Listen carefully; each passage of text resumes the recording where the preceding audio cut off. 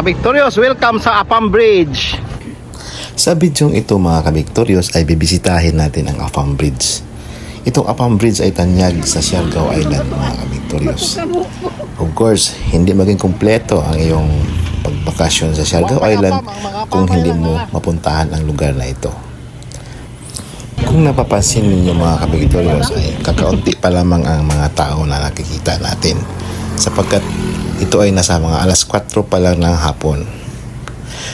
Kasama ko nga pala yung aking mga tiyahin, yung mga kapatid ng aking itay. Mabuti pa sila, malakas pa yung katawan, pero yung itay ko ay lumaho na. Kasama ko rin si pinsan kong si Dudong Ariel.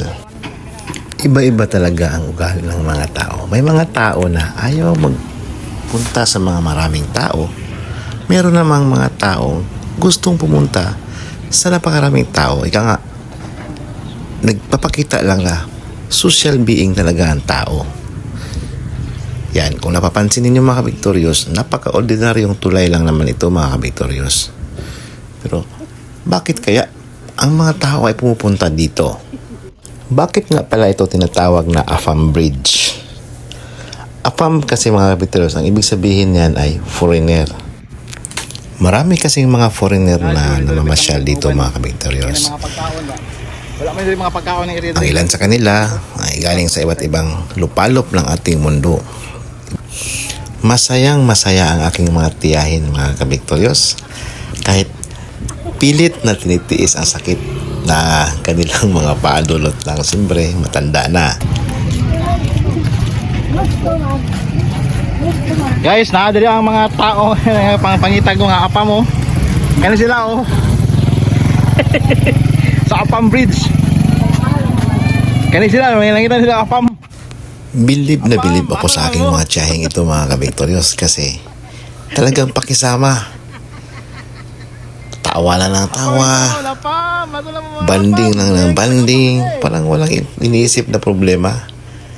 Talagang napakasarap kasama yung aking mga tiyahing ito mga ka-Victorious. Tingnan nyo. Laban lang ng laban. Kahit hirap sa paglakad. Yan, kakaunti pa lang ang mga Apam na makikita natin mga ka-Victorious kasi medyo maaga pa.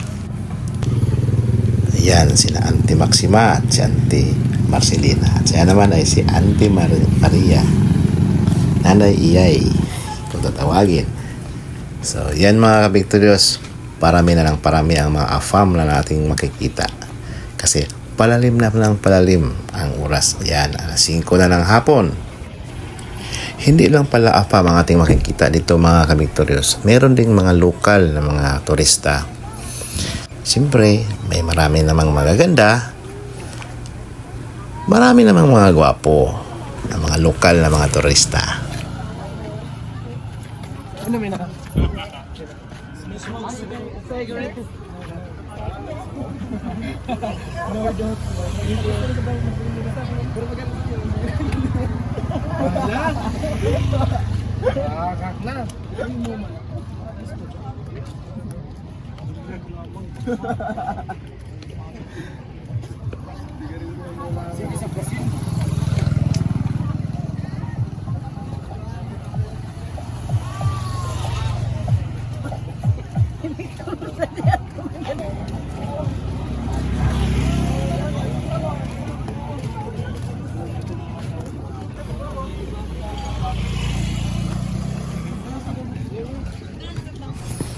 Talagang masarap mag-picture taking dito mga ka-Victorious.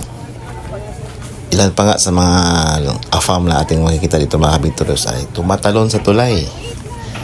Wala namang bawal. Okay lang naman tumalon as long as buhay ka pa pagkatapos.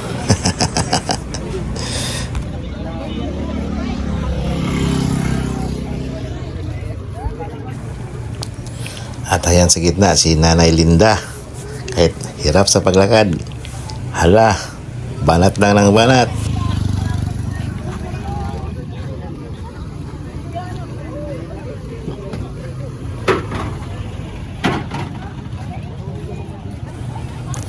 Habang palalim na palalim ang oras mga ka-Victorious ay lalong dumadami ang mga pumapasyal dito.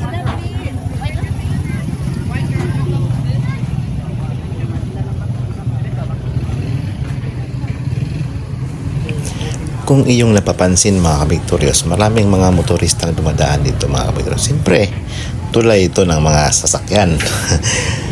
Ang mga tao lang naman ang pumupunta dito. Gusto lang mamasyal. So kung napapansin ninyo mga kabiktoryos, palubog na ang araw. Yan yung sunset mga kabiktoryos. So nasa mga bandang alas 6 na ng hapon.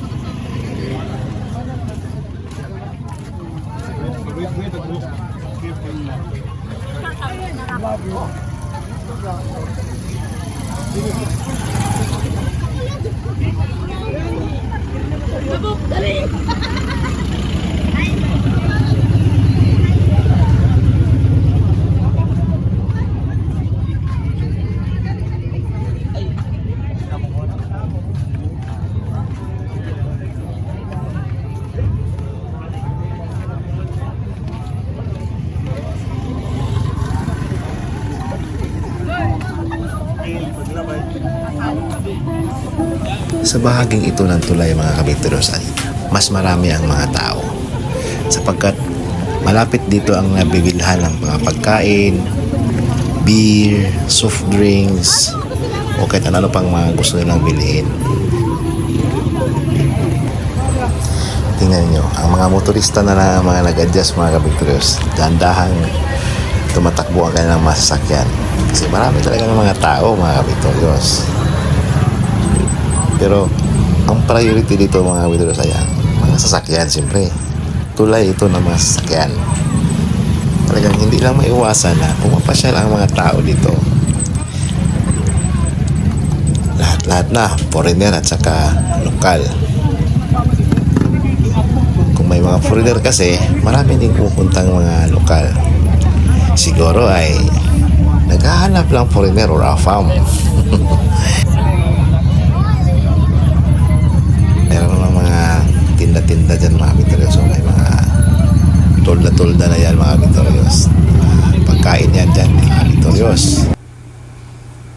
Yan o. Iba't ibang uri ng mga pagkain ang ating makikita dyan. Kaya mas maraming tao dito banda.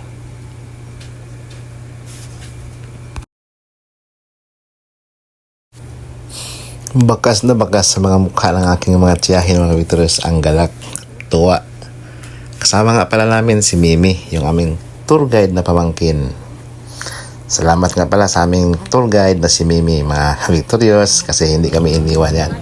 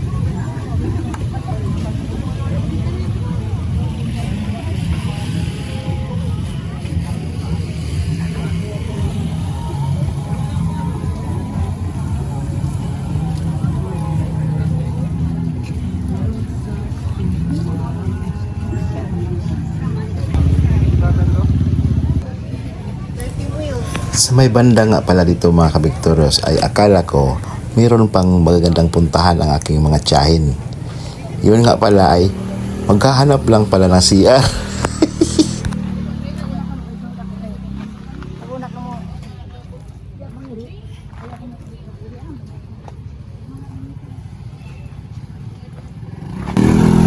Huwag na itanahon nun diya, mag-CR di eh.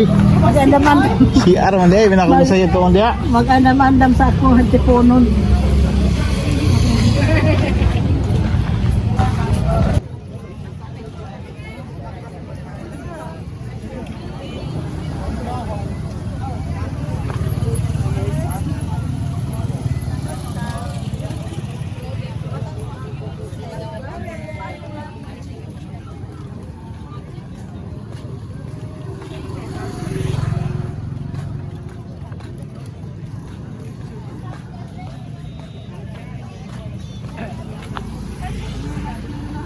At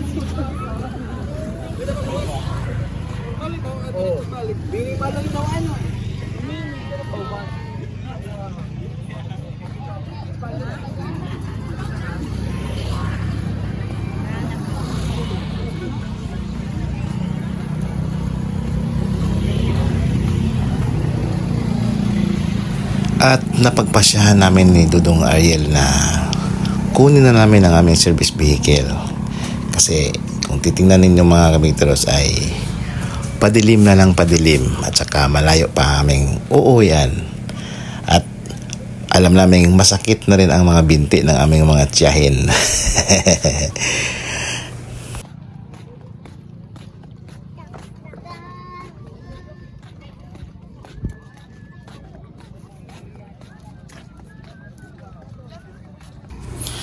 Talagang masarap balik-balikan ang lugar na ito mga kabiktoryos. At kahit saang mga pasyalanan o yung mga puok pasyalan sa Siargao Island mga kabiktoryos ay talagang hindi ka magsasawa. Gusto mong balik-balikan, ulit-ulitin muli ang pagpasyal.